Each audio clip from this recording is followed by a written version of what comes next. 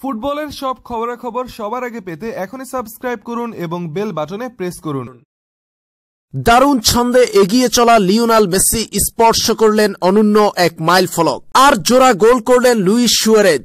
গোলে অবদান রেখেছেন ব্রাজিলিয়ান তারকা ফিলিপে কৌটিনহো। আক্রমণ ভাগের জ্বলে ওঠার দিনে বার্সেলোনা পেয়েছে দুর্দান্ত জয়। ক্যাম্প নুয়ে রোববার স্থানীয় সময় সন্ধ্যায় লা লিগার ম্যাচে এইবারের বিপক্ষে ৩-০ গোলের জয় পেয়েছে আর্নেস্তো ভালভার্দের দল। ম্যাচের ১৯তম মিনিটে দারুণ নৈপুণ্যে গোল করে দলকে এগিয়ে দিয়েছেন লুইস সুয়ারেজ।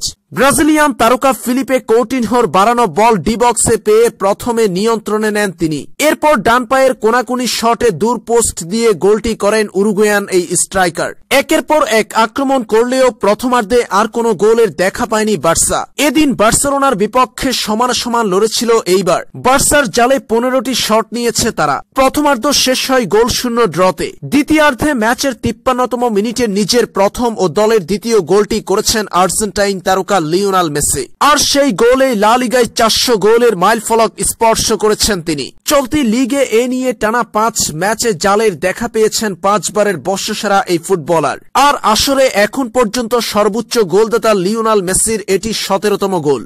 এরপর ম্যাচের ৫৯তম মিনিটে নিজের দ্বিতীয় ও দলের তৃতীয় গোলটি করেছেন লুইস সুয়ারেজ। আর সেই গোলে বার্সেলোনার স্কোর লাইন হয় ৩-০। ম্যাচে আর কোনো গোল না হলে ৩-০ গোলের জয় নিয়ে সন্তুষ্ট থাকতে হয় আর্নেস্তো ভালভার্দের দলকে। লিওনেল মেসির রেকর্ড গড়ার ম্যাচে বার্সেলোনা পেয়েছে বিশাল জয়।